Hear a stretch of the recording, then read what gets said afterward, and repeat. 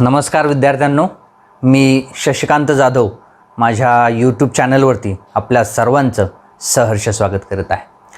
आज आपण इयत्ता 10वीचा English lesson 1.2 and encounter of a special kind हा पाठ पाहणार आहोत.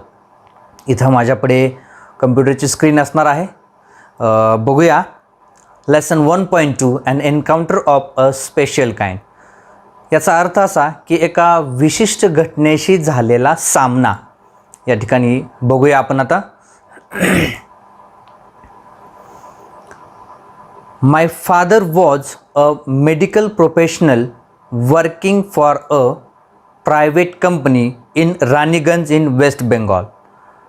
The officers of the company were housed in individual bungalows inside a large campus. Our house was in a corner of the campus. The officers' club was adjacent to the boundary wall of our garden. The compound was luxurious with green grass, colorful flowers, and a host of tall and majestic trees. या ठिकाणी लेखक म्हणतोय की माझे वडील हे पश्चिम बंगालमधील रानीगंज येथे एका खाजगी कंपनीत वैद्यकीय कर्मचारी होते. त्या ठिकाणी ते कामाला होते. तसेच त्या कंपनीमध्ये काम करणाऱ्या अधिकाऱ्यांची राहण्याची व्यवस्था ही एका मोठ्या आवारात वैयक्तिक बंगल्यांमध्ये करण्यात आली होती. आमचे घर त्या आवाराच्या कोपऱ्यावर होते. आमच्या बागेच्या भिंतीला लागूनच अधिकारी लोकांचा क्लब होता. त्या ठिकाणी क्लब हाऊस त्यांचं होतं आणि तो जो परिसर होता तो अत्यंत हिरवागार असा गवत, रंगीबिरंगी फुले आणि उंचच्या उंच अशा डेरेदार वृक्षांनी तो परिसर बहरलेला होता. The seasonal vegetables in the kitchen gardens of the households and the magnificent trees constantly attracted squirrels and many species of birds. A group of langurs had even made their den in a aswatha tree nearby. They had all become a part and parcel of our existence and daily life. या ठिकाणी लेखक म्हणतोय की घराघरातील स्वयंपाकघराच्या परसामध्ये ज्या मोसमी भाज्या आणि बहारदार झाडांमुळे त्यांच्या घरापाशी खारी तसेच अनेक प्रकारचे पक्षी त्या ठिकाणी कायम आकर्षित होत असत. तसेच जवळच असणाऱ्या अश्वत्था म्हणजे पिंपळाचं झाड, त्या झाडावरती वानरांच्या एका टोळीने त्यांचा मुक्काम थाटला होता. म्हणजे त्या ठिकाणी ते वानरांची टोळी राहायला होती. ते सर्वजण आमच्या अस्तित्वाचा आणि दैनंदिन जीवनाचा एक अविभाज्य घटक बनले होते. म्हणजे त्या लेखकाला ते नेहमीचंच होऊन गेलेलं होतं, रोजचंच होऊन गेलेलं होतं. A small incident on a Saturday afternoon left a profound effect on me and unfolded before my eyes a whole new dimension to the wonders of God's creation. It was a few days into the puja vacation. Just like for any other child, the holidays provided an opportunity for me to become engrossed in various magazines and storybooks published specially for children in the festival season. म्हणजे a small incident on a Saturday afternoon, एका शनिवारी दुपारी घडलेल्या एका घटनेने माझ्या मनावर सखोल परिणाम झाला. म्हणजे लेखकाच्या मनावर सखोल परिणाम झाला आणि परमेश्वराच्या अजब किमयेचा एक अनोखा पैलू माझ्यासमोर उलगडला असं लेखक या ठिकाणी म्हणत आहे. दुर्गापूजेची सुट्टी लागली होती आणि थोडेच दिवस झाले होते आणि इतर लहान मुलांप्रमाणेच मलाही या सुट्टीत, या सणासुदीच्या काळात खास मुलांसाठी प्रकाशित होणाऱ्या विविध मासिके आणि गोष्टींची पुस्तके वाचण्याची संधी या लेखकाला मिळालेली होती आणि या ठिकाणी त्या पुस्तकांमध्ये बुडून जाण्याची संधी मला मिळाली होती असं लेखक या ठिकाणी म्हणत आहे. After a hearty lunch my parents and my younger sister lay down for an afternoon nap and I settled down with a storybook. The quiet afternoon presented the perfect backdrop for reading an adventure story. The silence was occasionally broken by the sound of my family snoring, the intermittent chirping of house sparrows, the harsh cawing of a crow, the shrill call of a kite flying high above the ground. Minutes ticked by. I became deeply absorbed in the book. म्हणजे दुपारच्या भरपूर जेवणानंतर लेखक या ठिकाणी म्हणतोय की माझे आईवडील आणि माझ्या लहान बहिणी या झोप घेत होत्या आणि मी मात्र एक गोष्टीचं पुस्तक घेऊन ते वाचत बसलो होतो. दुपारचे ते शांत वातावरण होते आणि या वातावरणामध्ये एखादी साहसी कथा वाचण्यासाठी अनुकूल असे ते वातावरण होते असं लेखक म्हणतो. मात्र त्या शांततेला मधूनच माझ्या घरच्यांचं घोरणं, चिमण्यांचा चिवचिवाट, अधूनमधून कावळ्यांची कावकाव आणि उंचावरून उडणाऱ्या घारीचं कर्कश ओरडणं हे भंग करीत होतं. म्हणजे या सर्वांचा आवाज त्या ठिकाणी येत होता. थोड्या वेळातच मी मात्र पुस्तक वाचण्यात गुंग झालो असं लेखक म्हणतोय. Suddenly I heard a group of street dogs barking furiously in the distance. I choose to ignore the commotion, thinking that the pack of dogs might have cornered a hapless pig, but soon the barking became louder and more aggressive, and the alarmed cawing of a flock of crows added to the cacophony. I also heard the disturbance approaching closer. Curiosity got the better of me.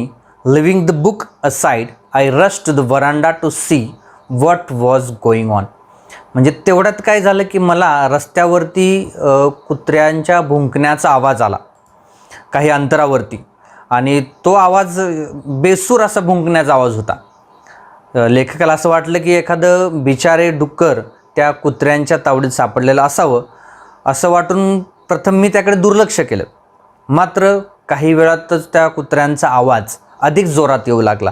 ती अधिक त्वेषाने भुंकू लागली आणि कावळ्यांच्या त्या भीतीदायक कर्कश ओरडण्याने त्या गोंधळात अजूनच भर पडली. मग तो गलका जवळ येत असल्याने मला जाणवलं की माझी उत्सुकता वाढली. पूर्वी आवाज थोडा कमी येत होता, नंतर त्या कुत्र्यांच्या भुंकण्याचा आवाज जास्तच वाढला. म्हणून लेखकाची उत्सुकता वाढली की नेमका हा आवाज कशाचा आहे, कशामुळे ती कुत्री भुंकतायत.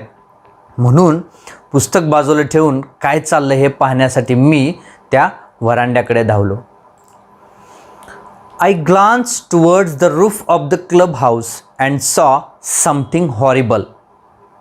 A big male langur, apparently the leader of its group, was holding a baby langur in his hands and mercilessly biting it all over with a definite intent to kill. म्हणजे ज्यावेळी मी माझं लक्ष आमच्या घराच्या छतावरती गेलं, म्हणजे क्लब हाऊसच्या छपराच्या दिशेने मी बघितलं, मी तिकडे नजर टाकली तर बघतो तर काय भयंकर अशी स्थिती मला त्या ठिकाणी दिसली.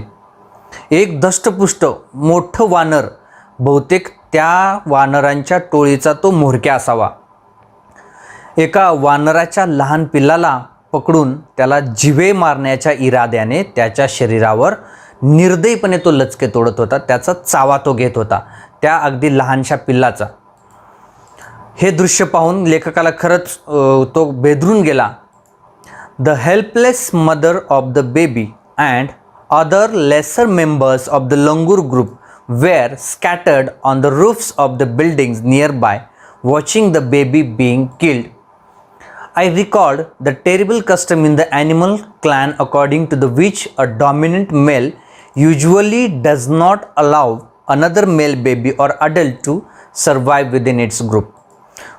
आता त्या पिल्लाची जी आई होती ती केविलवाणी आई वानरीन आणि त्यांच्या टोळीतील काही इतर दुर्बल वानर हे आजूबाजूच्या इमारतींच्या छतावर बसून गोळा होऊन असहाय्यपणे त्या पिल्लाचा जीव जाताना पाहत होते. म्हणजे ते काहीच करू शकत नव्हते, कारण ते जे वानर होते अगदी धष्टपुष्ट होते आणि प्राणी जमातीतील वर्चस्व असणारा एक नर वानर सहसा दुसऱ्या नर वानर पिल्लाला किंवा एखाद्या मोठ्या प्रौढ नराला त्याच्या टोळीत जगू देत नाही अशी भयंकर रूढी आहे, त्याची मला आठवण झाली. म्हणजे बघा, एखादा नर वानर असेल तर तो त्याच्या टोळीमध्ये इतर दुसऱ्या वानराला, नर वानराला सहसा जमाव किंवा येऊन देत नाही असं त्या लेखकाला आठवलं.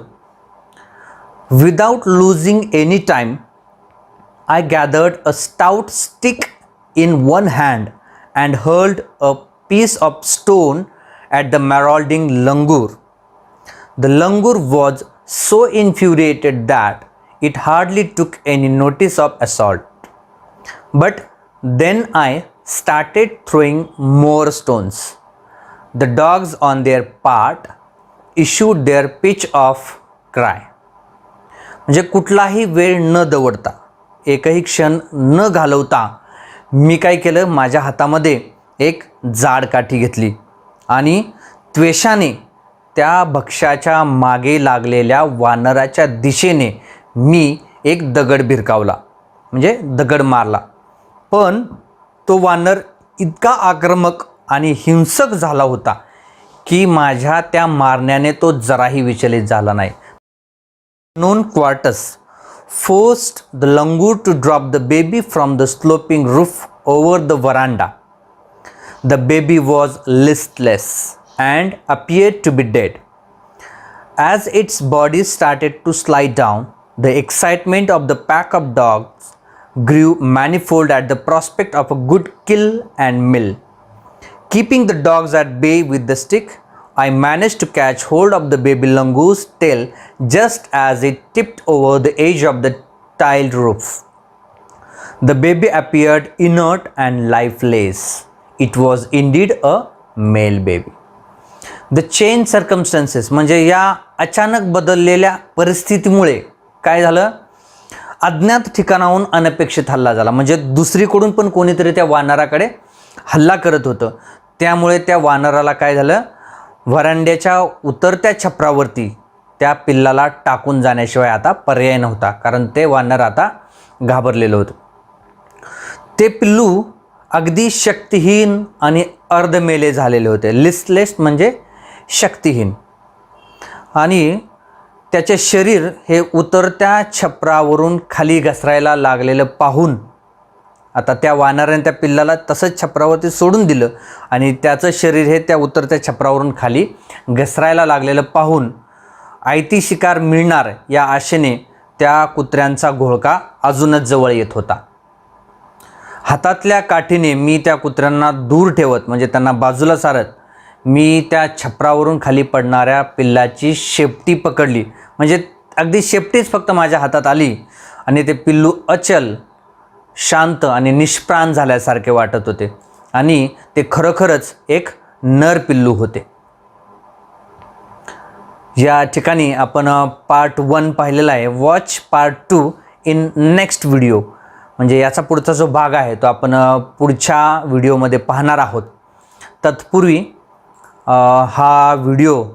तुम्हाला हा व्हिडिओ आवडला असल्यास लाईक, शेअर आणि कमेंट करायला विसरू नका. तसेच अशा अनेक सुंदर व्हिडिओसाठी माझा चॅनल सबस्क्राईब करायला विसरू नका आणि बेल आयकॉन दाबायलासुद्धा विसरू नका. अपेक्षा करतो की तुम्हाला हा व्हिडिओ नक्कीच आवडला असेल. धन्यवाद.